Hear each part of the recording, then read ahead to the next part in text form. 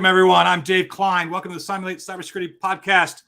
Today, we're going to talk about preventing hackers from living off the land with a good buddy of mine, Chuck Sirois. It used to be when we talked about living off the land, when we talk about attackers, it was taking advantage of your compute power, taking advantage of your storage to help them get ahead. But today, it's a lot more. You have all sorts of attacks that are often automated. So the idea is they get into the environment and almost immediately they are able to land and expand in ways they weren't able to do before by using Exchange, DNS, certificate service, Active Directory, things like that. Today, we're going to talk about this with Chuck Sirois. Chuck is a veteran cybersecurity CISO expert, writer, speaker, and a good friend of mine, and currently on the board of startup Ignite Cyber. Hey, Chuck, how you doing? Hey, Dave, I'm great. Thanks for having me on. It's great to be here. Awesome. I have a picture. Uh-oh. Let's see. So this is Chuck and I. Chuck and I have worked a lot together in all sorts of situations with federal customers. Everything from some pretty severe incident response work to proof of concepts and things like that. And this picture here is taken from Vegas. We were working on a federal account that was nowhere near the Vegas Strip. And every morning we'd get up and we would drive out a long trip to somewhere undisclosed to work on a project. And then we'd come home. We were very tired at the end of the day. But when you do exciting things like this that both of us love to do, you're kind of wired when you get back. And so we went to the Hard Rock Cafe. I'm a big guitarist. Besides cybersecurity, that's my big application. And here we are with Eddie Van Halen's guitar. You see, I'm looking like, oh, look at this.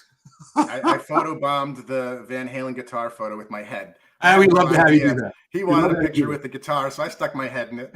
It's awesome. Yeah. So again, why don't you tell people a little about yourself? Yes, I'm Chuck Sirois, and I'm a cybersecurity guy.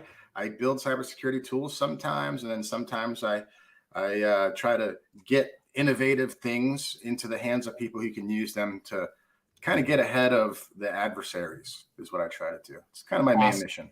Awesome. So we're on YouTube and LinkedIn.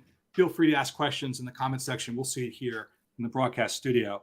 Chuck, let's first talk about enemy capabilities and living off the land, right? And what do we traditionally think of living off the land, and how has it changed?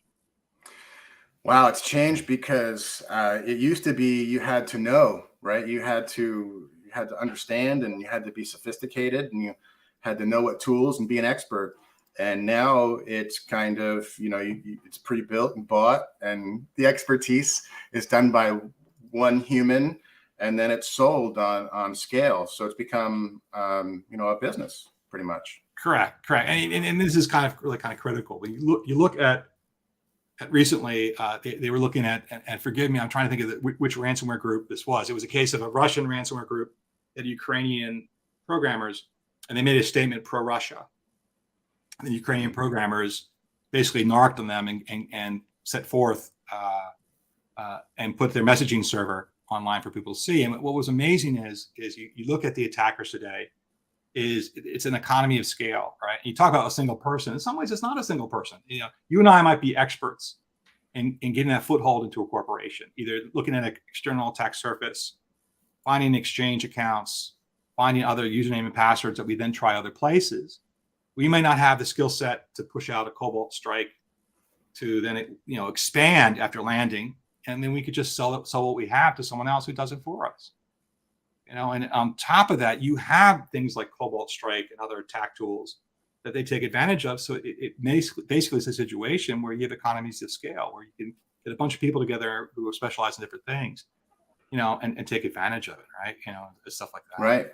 Right. And the main tools, right? So the main tools, well, the basics of the tools haven't changed. You primarily, your best weapon against getting in is the people, right? You use the people. And so that's where you got your nickname, Ankle Dave.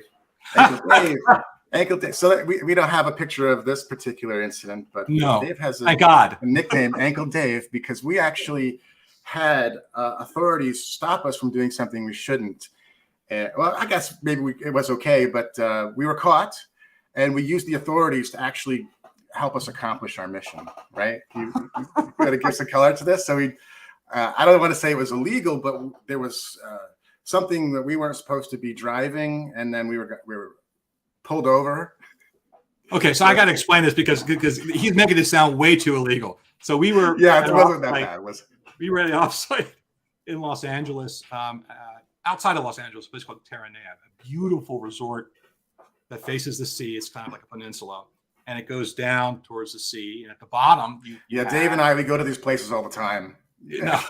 Now, how are you making it sound like we're there all the time? Dave and I, normally we're in the middle of the desert. We're in Vegas. This time middle of the desert in a central location that is not exactly. Our job is so hard. Yes, which is very harsh, right?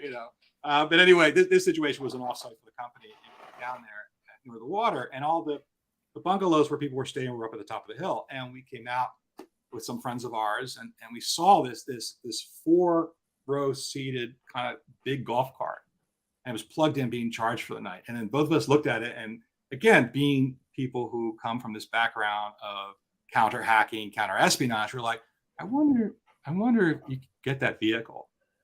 Well, I'm interested, right? So then Chuck just jumps the fence, and next thing you know, he's next to us with the vehicle. Hey guys, the keys are in it. Well, go ahead. Let's go. So we made it about 50 yards up a hill before we were caught. And the reason why the immediate excuse we had for compromising the vehicle was that Dave's ankle was hurt. We were trying to get him back to his room. And so Dave was escorted arm in arm by secure guards back to his room. Ankle Dave. And I had a limp. I had to act out a limp to the guy. Literally was so kind. He took me in the room. I was, thank you so much. Right. So that's that story. Anyway, back to our topic here. So what has really happened is we talk about the economies of scale and toolkits and all sorts of things that allow people to live off the land in an easier fashion and go to a flashpoint. We talk about, when you have a fire, there's a certain point in that fire where there's enough soot in the air, enough oxygen in the air that you get like an explosion. And that's what we're kind of seeing today when you think about DNS, Active Directory, Exchange, right? The idea is we're seeing all sorts of ways that people are taking advantage of misconfigurations and problems and elevated privileges. Why don't we talk about that a little bit? Yeah, the other thing, right? So the user, right? You can definitely always use the user, but then once you're using the user, you need to get some technology thing going behind that user. You get a foothold somehow. So the next thing is getting on there, doing what the user normally does. And then basically you don't want to be caught. So you either establish a foothold, and traditionally you would use that foothold and do other things, where nowadays you might sell that foothold, right? So you get that foothold one way or another, whether it's a technology-based flaw you used, it's probably a combination of technology and people.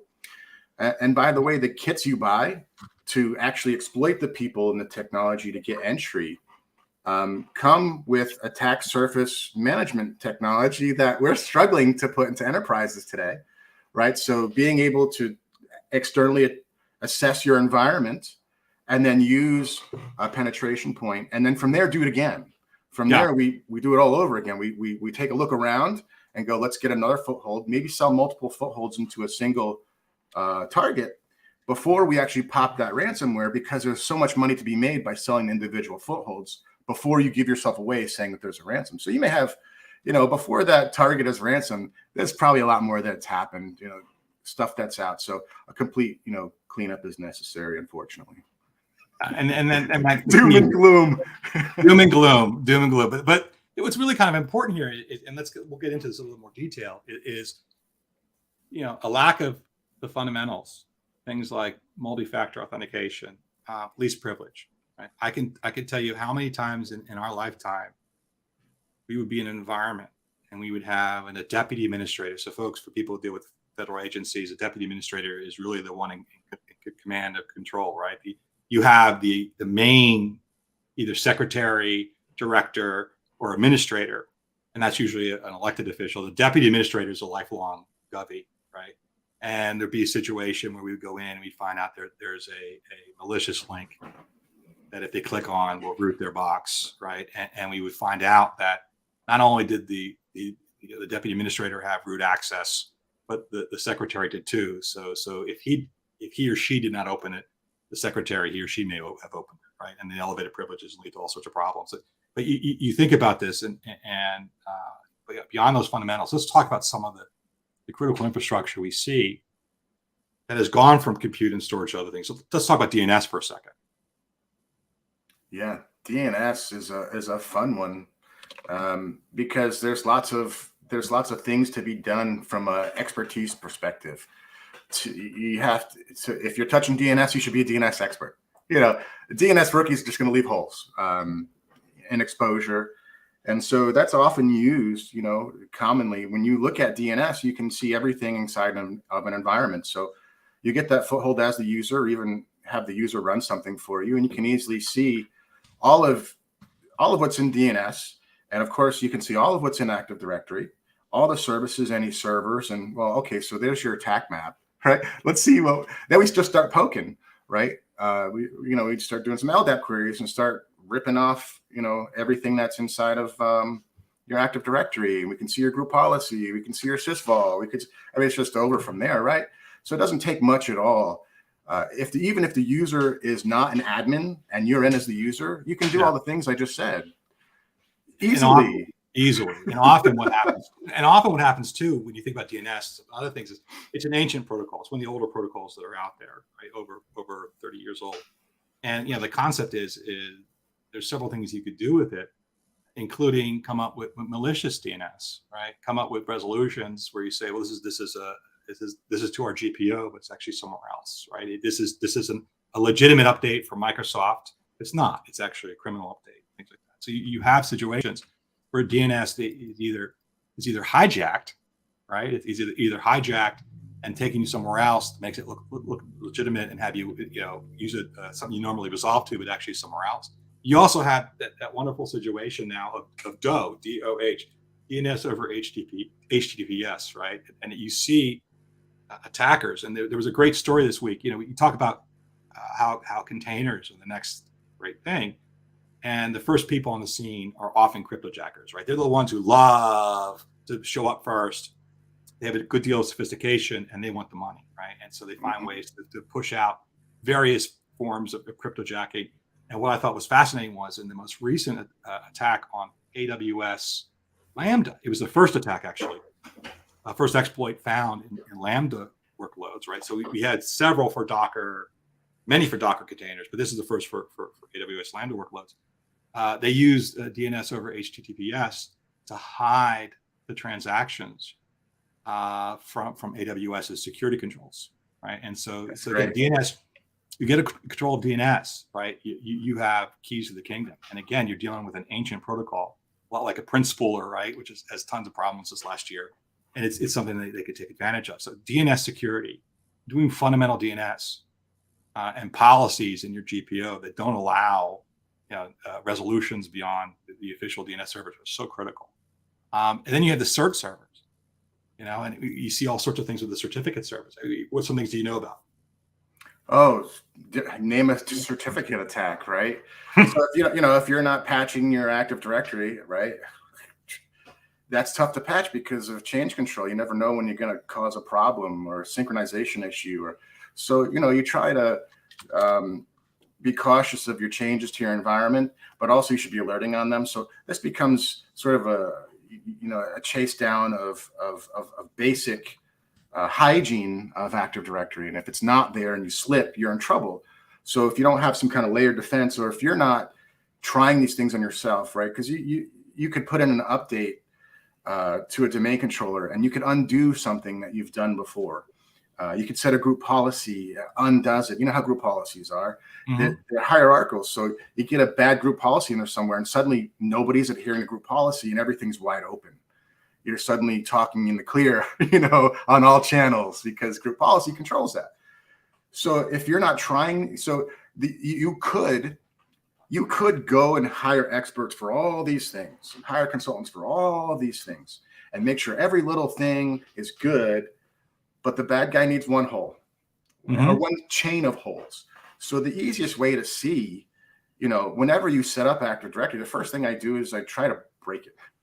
Did we do this right? Is it secure? I set up a tool. Does it work? Right? Just because, and I've seen it so many times, we set a security control, we set it, we try it, it doesn't work. We go, why doesn't that work? It should be like math, like 1 + 1 = 2. But in reality, we had to toggle the control, right? We had to switch it a couple of times, and it was relying on these other things. So basic configuration, but you can't be perfect.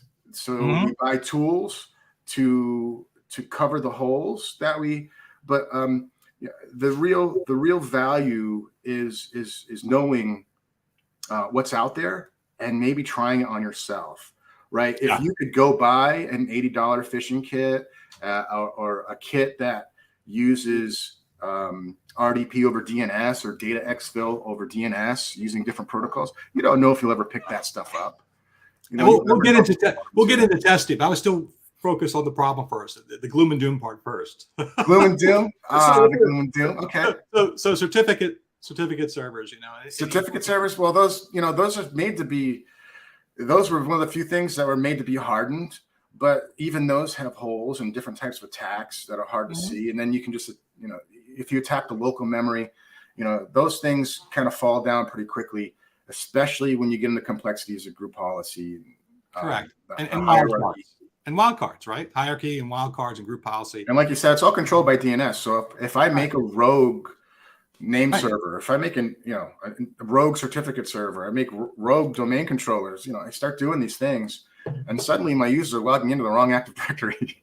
Right. And even with certificate servers with wildcard capabilities, you can add legitimate, lookups and locations that are malicious, right? And then on top of that, beyond that, there have been several attacks where someone found out that this Microsoft driver has a certificate that's not valid, or they can inject something into, or another type of driver, and you're in a situation now where it looks like a legitimate certificate when it really is not, right? And again, this is all about hygiene. And then you have the lovely world of Exchange, right? And you look at the attacks of 2021, and especially the ones that had 4 0-day Exchange on premises. And by the way, I'm a firm believer that no one needs to run their own Exchange anymore, right? It really is this thing that you run it as a service, let constantly update it and stuff like that, because often when you try to update it, it breaks and things like that. But with Exchange, there are all sorts of attacks that then become very difficult to see, because basically, in a nutshell, they are able to look like not a phishing email, but actually a letter from the real executive or from the real IT department. So why don't we talk about that a little bit?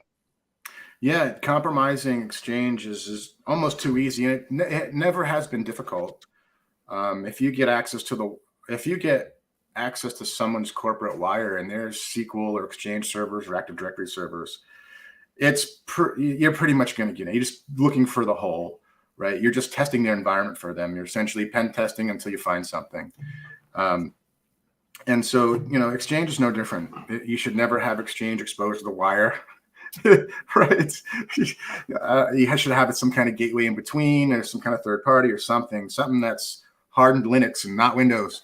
You could lock it down so that it would be effective, but it would take too much from an administrative and expertise standpoint to do so. So, you're right. There's just, if you can, it's all about the foothold. Once you're in at the foothold level, all the SQL and Active Directory and DNS, it's all just a fun game for a bad guy at that point, I think. And you're just trying not to get caught. And so you're trying little things and you're escalating your attack until you're caught, right? So you're trying to make as much money as you can. And so you're going across these systems, but specifically, with Exchange servers, you'll never, and it's known for SMTP, the protocol, the engines that check the actual SMTP packets that come through there's so many ways to inject and reset and cause crashes of SMTP engines that you should not allow anything you don't trust to have direct access to an Exchange server, period. Right. I know, right. Yeah. And then we get into the problem of people don't have SPF or DKIM records set, right? They don't have, basic fundamental anti-phishing and stuff like that enabled, which is ridiculous. There's a great question, comment online here. Simon Waters. Hello, Simon. How you doing there? He says, I was surprised that Active Directory stores all the mobile phone data as readable by everyone by default, so you could check to see if the CEO has a better phone than you. Yeah, that's all Yeah. public. Yeah. Well, it's not public. You have to be in. Well, the default of Active Directory is that you can see all the objects except for prioritized objects. So yeah, you can see the CEO's object and all that, and even the details of the user object. But if you do set some very basic standards, it limits a lot of that stuff in group policy. Right? Yeah, true. Simon, I have actually a really good story about this. I was dealing with an incident response, which I can't say where I was, but it was a major counter-espionage effort on our behalf on something that was kind of a nation-state actor dealing with a federal player. And I was working on it. And what I discovered was you had a bunch of Android phones, hundreds. And it was an environment where you weren't supposed to have your own device on the environment. This is a government network, right? And it was like you're given a government phone. These are people who have two holsters, right? They have their government phone and they have their private phone. But the private Android phones were somehow on the government network. And what it was they had downloaded a pirated version of WhatsApp. And basically the nation state had done a great effort to set up a legitimate looking store with a pirated rooted version of WhatsApp. And then one of the configurations was Outlook Web Access. They were able to figure out how to get that working. And therefore they had access to Active Directory, to the whole thing. Right? You talk about living off the land, that's a great example. So Simon, thank you. From the outside. I know it was crazy, but by the end of the day, I had a spreadsheet of all the MAC addresses and the phones, and people were getting their phone confiscated. We never trusted OWA, but somehow now, it's trusted now. I don't understand. But anyway, yeah, if you run an OWA on the wire, you probably shouldn't. And again, folks, I'm a firm believer that you don't want you to run Exchange in there on premises anymore. You really should be running it as a service.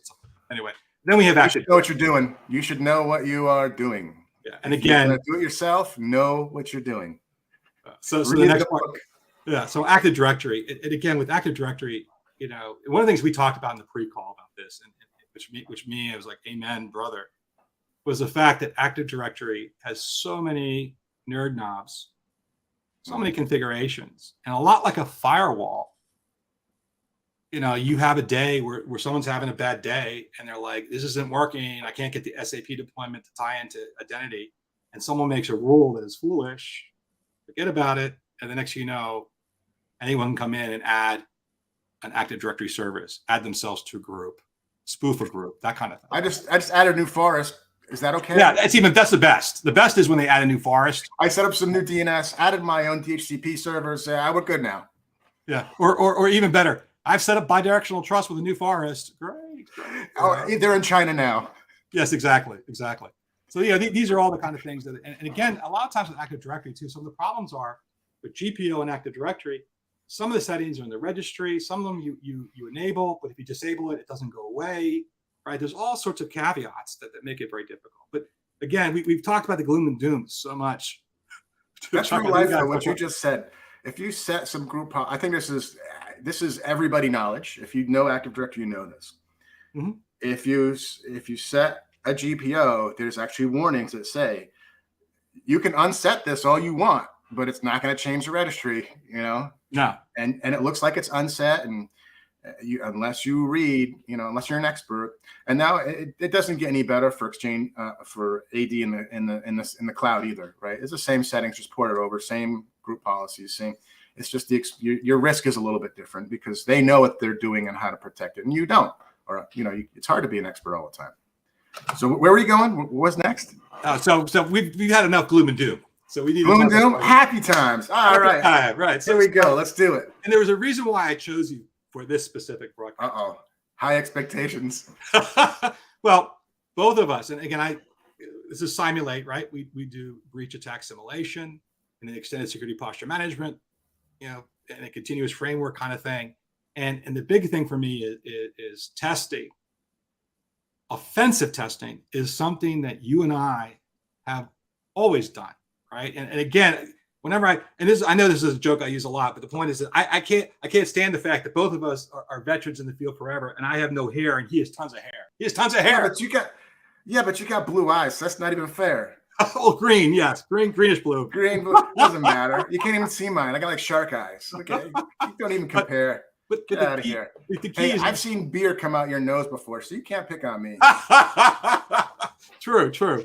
Anyway, but the key is I would argue when both of us were young and just starting in this field, often what would happen working for a security vendor or consultancy is you'd sit there and say, hey, listen, customer, you need to shore up these kind of security. And it wasn't until a real attack occurred that people took it seriously, right? And as a consultant that we've been, I think we've always used offensive testing, even before my current gig here, you and I often were showing people how to fine tune web gateways, email gateways, DLP, right? And you are known for your DLP testing tools. You as well. Tools. Yeah. You as well. We had to. Hey, we couldn't sell any DLP unless we went in there and found a breach. We weren't doing proof of concepts. We were doing pen testing, and that's what we did. Here's your breach. You want to, you're interested in this technology now? We showed it in your face. Here you go. And that's all we would do. We'd go from boom, boom, boom, and they thought they were good. We look at the data flows, and in 5 minutes, be like, yeah, that's good. Sales guy, bring us to another. Right. And the key thing for me, which is so important, is when you think about, and I remember working with this one guy who was getting his security clearance to be a red teamer in secret squirrel agencies. And I remember when I was at Cisco watching him use the Cisco solutions, and he was constantly sending bug reports in because the way he viewed the software was different than a user who was an attacker. And he found all sorts of things by just thinking in an offensive light. So I think what the beauty is of offensive testing, right, it is the people end up learning a whole new framework and mindset that is different than before, right? The idea, they become open to understanding how things work in a different way.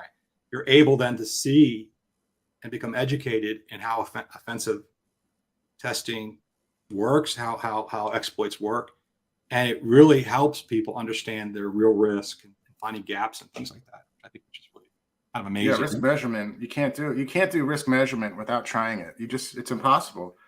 Even the biggest companies, you mentioned fire earlier. There's a company, FM Global, burns everything. They try it. Does it burn? Does it even, do you have to? So you lock a door, push on it, see if the door is actually closed, right? I mean, you got to use some common sense here. You got to try it, because it doesn't matter if you use the $1 million lock and it locks great and it detects bad guys. It doesn't matter if the door is open. You didn't close the door. So the real simple analogies we can use for but the idea is, how do you know? You got all this stuff you did. You've got all. How do you know? Have you sent a phishing kit? Have you tried a Cobalt Strike? Does that even work? Can it run in your environment? Yeah. These are all great questions most people can't answer. And I think what is different today than what it used to be, which is really kind of important, it is where I would argue, and you and I started and we're using offensive tools to test safely, by the way, let's be very important, safely. They became educational and help people learn how to think differently.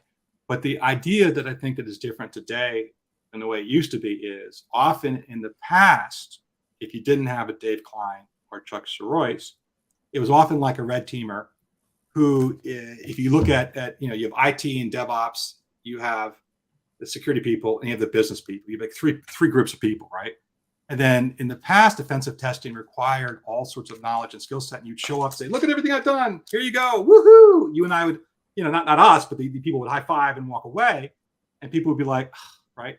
I think the difference today is there's a much bigger interest in bringing the security people into IT and DevOps and having them understand things like Active Directory, DNS, certificate servers, Exchange, and work as a team with the SOC, with the IT staff, with development.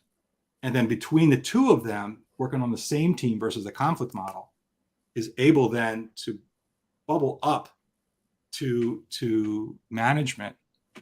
Here's the business risk and impact of not fixing this. Here's the thing. I think that's the biggest difference with offensive testing. Very much so. Well, you hit on something there, because you mentioned a lot of these people, like red teams, right? Everybody's got a red team. You have a fully staffed red team, right? Oh yeah, absolutely. Fully staffed SOC. Your stock is fully staffed.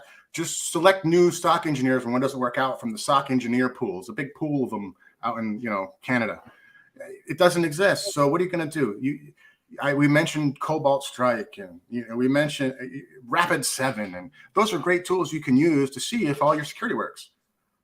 But you need you got to be you thought you were you had to be an expert to set the controls. Wait till you see the expertise you need to test them with those tools. They're not easy. The kit you buy as a bad guy is super easy. You know nothing. You put in an email address and hit go, and it tells you what you got back after sent a billion emails to companies you selected. But it's not like that for the good guys. You have to have an investment of years, and you have to have 15 years in before you can defend one of those guys who's got a $20 phishing kit. Yeah, good. So you can't possibly know. You can't be a good security practitioner and a good pen tester and. So at some point you have to pick either good tools to help your people, because you could buy a great tool and your team can't use it, or it's not set up right. Doesn't matter. So Absolutely. You have to start buying tools that enable your people and security that enables your people, and you have to start trying things. So does Cobalt Strike work in your environment? I don't suggest you fire that thing up from the dark web and try it out. I think you should buy a tool that does this kind of similar attack thing for you to see if it works. And you can go, hey, here's my risk.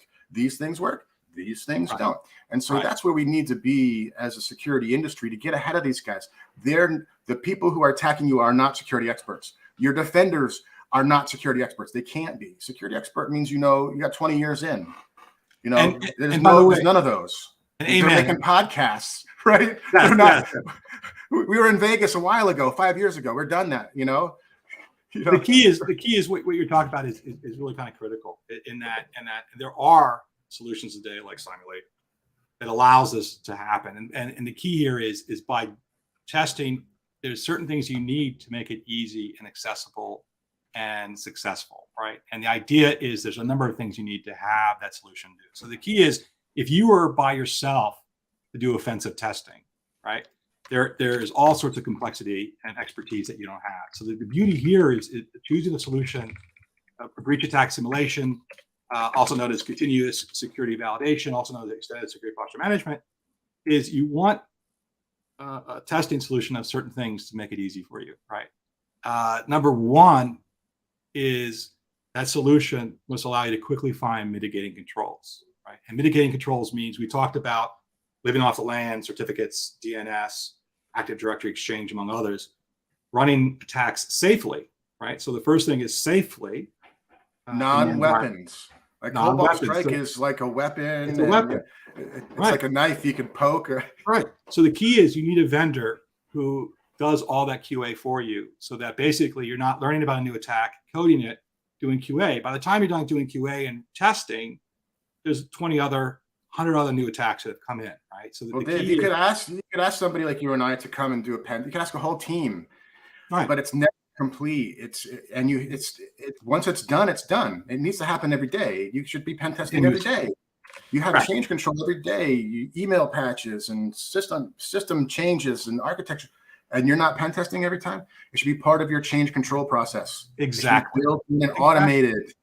So, and I don't work for you, Dave. But you don't work for me, but you're saying the same thing I am. And that has to be. It has to be continuous, has to be automated, right? The idea is easy with mitigations. If you tell somebody they got a giant hole, hey, your house is on fire. Okay, I got to go try to be a fireman now. I got to, no, we got the firemen. They're already coming. That's got to happen, right? And the key is back to the idea of not making a conflict model. Is that prescriptive remediation is so important, right? The idea is you're not sitting there going like, hey, here's all the problems. You're doom and gloom. Yeah, doom and gloom. Instead of being doom and gloom, it's of this, This is the prioritization. This has to be done first. So there's a prioritization that has to occur for you.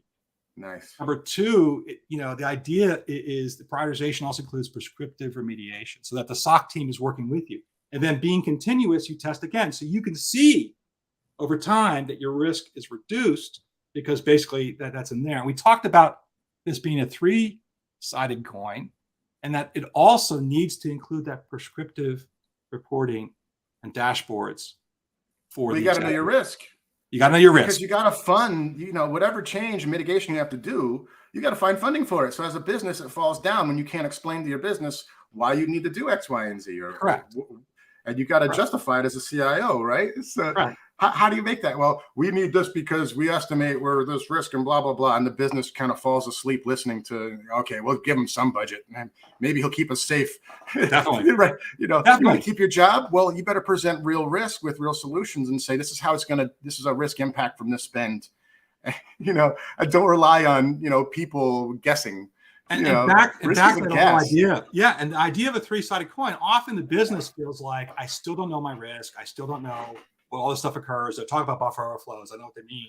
But the point is the beauty of these solutions that exist allow you also to explain that risk and remediation. So the concept is, you bought an EDR like CrowdStrike or Cyberreason, and the executive goes, well, that's a $1.5 million. But, how do I know it helped my risk profile? Well, we're good. Cool. No more risk, right? It's over. Well, it means that risk is reduced. Then you find out, what? By how much?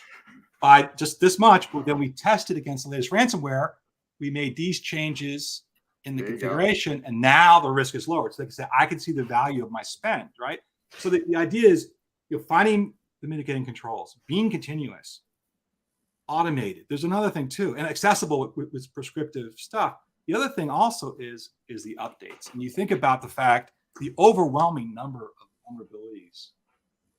I think, Chuck, from 2019 to 2021, we were averaging 30,000 new ones a year. And currently in the CVSS database, the whole number is like 175,000. It's ridiculous. And of course, today, Patch Tuesday came out yesterday. Microsoft put out 128 new patches, including 10 critical vulnerabilities, 2 being exploited in the wild. So it constantly happens. So the key is that between these vulnerabilities and the fact that attacks change daily, right? New indicators of compromise and TTPs. The other thing you need to do is not only does it need to be updatable, and the vendor must do it for you. So again, you're not spending 2 weeks trying to add these new things and QA them. The vendor puts them in usually within an hour. It's updated. You just have to test. Yeah. Or just respond, right? Just if something new comes up, you mitigate, right? Right. Yeah, that's the way it should be. You should be proactive, not reactive. You sit around and wait for the next breach. It's going to happen. Yeah. Don't sit and wait, because it's going to happen, right? You're on the list. Yeah, for sure. And none of those CVEs were an issue. We didn't even have CVEs before the internet, right? So you could solve every CVE. You could solve every single one of them, and you still have a problem because the people and the technology it doesn't have to be a flaw to be used for evil. So people get stuck on CVEs and information awareness and all this stuff, and you could patch everything. We're still going to get what we want. It's not, we just know the environment's the way it should be. You're just making it maybe not even harder at all, because it's by design accessible. And if I act as a user, I should be able to get everything I want. And so all you got to do is trick a user. It has nothing to do with technology. You have perfect technology, and I'm a rogue user, right? There you go. Right. It's over. Right. So it's beyond the vulnerabilities. It's beyond the attacker's new TTPs and indicators of compromise. We're into basic fundamental living off the land, right? The idea that these are things you need to take advantage of and do. And again, back to our main topic of how do you harden DNS and Exchange and Active Directory in your certificate servers when there's so many nerd knobs. And the key is by offensive testing, which includes safely the automation of trying to exploit these things. You can very easily find the places and configurations to change, and then testing, instead of saying, I think that fixed the problem, right? And then you and I found out that the GPO requires us to reboot the end user's machines for it to take effect in their machines, and we didn't. By testing, we know for sure, right? So it Right. takes the guesswork out of it. It takes the guesswork out of it, and we know for sure. We know it's truly hard and things like that. Yep. That's exactly, because, DNS is super tricky. Configurations are really tricky. And so I kind of devoted a lot of my past couple of years to actually solving some of this problem with SPF, DKIM, and DMARC. It's been a large initiative to get DMARC just basically set up. And the problem with that is like anything else. You can set it, but you can't forget it because it's changing. It's a cloud environment, or it's your own, and it's being patched. Right? It's constantly changing the architecture. And so the security is constantly changing. So you could be good today, but get phished tomorrow. And now, now you're attacked, right? So Exactly. being able to test, being able to attack yourself from a phishing standpoint, I built a tool, fishfacts.com. And basically you can go and test yourself, and then it doesn't even cost you anything. It's like, you should know this, right? This is stuff you should be able to do. So it lets you just go and test, and you can test for free, and you can see if you have a problem. That's the first thing. Can any of these attacks work? And then the mitigations, right? So the mitigation, what do you do next? So we give that in there too. So you can see what you should do to fix it, just to basically protect yourself. There's lots of other things you should do, but just to show you that the basics matter, just go there and you put in your email and you hit test. It will tell you. You get some emails and you see if you have a problem. If you don't get emails, well, you got no problem, right? Yeah, exactly. When was the last time you tried to attack yourself, right? When was the last time, when's the last time you tested the seatbelt in your car? Do you really know if it works? You got to crash your car. More on that in a second. We have a question here. Mohammed Mansour Hussein is looking for get in touch with a partner offering solutions in the Middle East region. I'll reach out to you after this broadcast and give you that information, my friend. So we'll make sure to get that to you. But even beyond that, and this offensive testing, and you talked about phishing campaigns, that's really kind of critical. Is obviously in Cymulate we have our own phishing campaign tools and stuff like that. And the beauty is what we find that works the best is just as we're learning offensive testing skills in our environment to shore up security. What you're doing with phishing campaigns is you're testing your end users, right? And non-techies and everyone else, right? And the beauty here is if done correctly, I'm going to tell you what that is. It's very prescriptive. It's a lifesaver. And, for example, at our company, we do that all the time. And we have a gentleman, our CEO, and he is also a guitar aficionado. And we bonded over guitar. And I'm sitting there one day and I get a Zoom invite that says, hey, he wants to meet right now. I look at it and I go, wait a minute, that's not his email. That's not our Zoom server, right? And it was them testing me, right? And they're that good. That's what we do. But the key is what I find is with the end users, if you have a Slack site or a messaging site, a message board where people go, hey, look at this. They tried to send a message from the CEO, but I could tell it wasn't the real CEO, right? And they get rewarded with thumbs up and, hey, way to go. It's a learning lesson, not only for that person, but people who are modeling after the person who sees that message and gets to know it. So the idea with the education around phishing campaigns, it's not just finding the people who suck at it. It truly is a situation of modeling, not just themselves, but watching other people and trying to reward the positive, right? And stuff like that. But it's so critical, right? That same, and by doing such, they become smarter to that offensive testing techniques. I know you and I have every relative and friend send every phishing example to us, right? I get it all the time. WhatsApp, you have Discord, you have everybody who knows me is paranoid and they blame me first. Well, I get that too. Was this you? No, I don't do that. What are you talking about? Yeah, I get paid to do that. I wouldn't do that to you for free. Yeah. It's funny. People always think that we do it more than we do, right? Yeah, it's like, no, I don't do. That's not like a good hobby. You don't do that. You get to jail for that. Right. It's not respectable, right, to do that. Right? I don't know. Yeah. Anyway. Yeah, that's funny. It takes a lot of time too. It's not like people think you can go, I'm going to go hack a bank. That takes like a year planning if you don't want to get caught. It's just like nuts. You can't do that. People think it's easier than what it is. Yeah. But when it's kitted, when it's made autonomous, and in a way that's hard to catch you, that's where we're at right now, what we're trying to defend against. So yeah, arm your people, arm your technology, do the basics, do the advanced, test it, and then test it for sure. Yeah, again. The other thing, you mentioned banks. It made me think of this example. We had an example of one of our customers, and they came to us. We have some challenges, and it was a case of an international bank. And abroad, ATM theft is really huge, and not just the physical skimmers that go on the bank machines. They take the whole ATM. Well, that's an American thing. I mean, that happens in America, where the person takes the pickup truck, slams into the machine, puts a chain around it, and drags it away. Now, when they actually— That's only here in Nashville? I thought that's how it was done. Yeah. Well, and the key is, by the way, in talking to a bank security official who will remain anonymous, apparently when they do that kind of smash and grab where the pickup truck smashes it in and then they put a chain around it, apparently it makes the nightly news.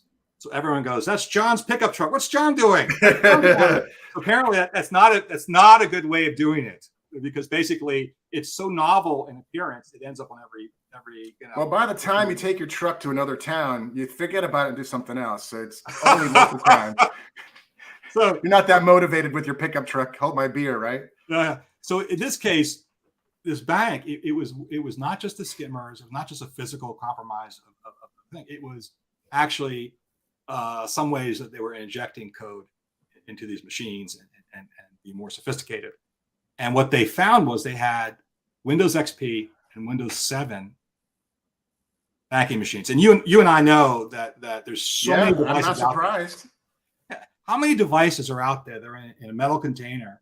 There is just a Dell box, Dell CPU in the corner that has not been updated since it was put in. Oh, XP? No, XP is still on point of sale. It's still on medical devices. It's on pump equipment, on building control systems, heating, evap system, elevator controls. You right up and down that elevator. It's keeping you up and down. XP, right? Yes. I don't think about that. You're on that plane. Yeah. No, seriously. I had I had a conversation with Chris Roberts a while back. We talked a little bit about his foray when he was on a plane and saying, "Hey, listen, why is there an RJ45 jack here? I could probably." Yeah, that's what he's going to go do for. That's what he's going to do for a job now, right? He's working for a new version of the Concorde, right? A new hypersonic plane that's being. I'm really excited, Chris. We love you. Yeah, anyway, that sounds awesome. But back to this story. They were having problems with Windows XP, Windows 7, and the business side of the house said, "You're always looking for additional funds. You need to prove it." They used us to offensively test XP and 7. And what they found was they could get mitigating controls in Windows 7, both within the operating system and with some additional security added, to prevent any kind of exploit. But with XP, they could not. And so they were able to, beyond a shadow of a doubt, go, "Here, we cannot fix this no matter what we try to do." Right. And then again, the tool said, "Here's your prescriptive risk because of that," for the business people to understand. They don't understand that Windows XP doesn't have the same user privileges as 7, which, by the way, is still outdated. But that they were able to understand that this is a real risk, and they were able to replace it. Yeah, and you look for another solution. You put another control. You find something to solve the problem outside of the technology that's limited. Yes. But if you don't know you have the problem, you're just exposed. Yes, and so the key is that that's really kind of important. That was a really cool story about the idea of testing in environments that made a difference.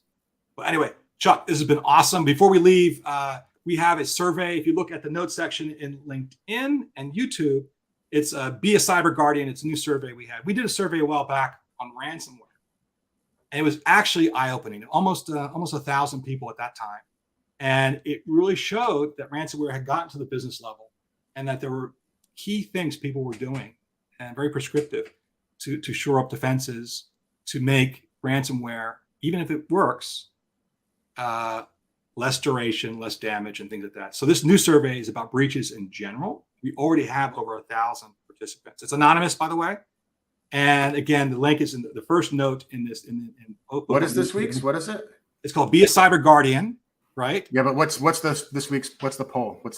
The poll is Be a Cyber Guardian. It's for counter breaching, right? So the idea of what breaches have occurred, how did you protect against them?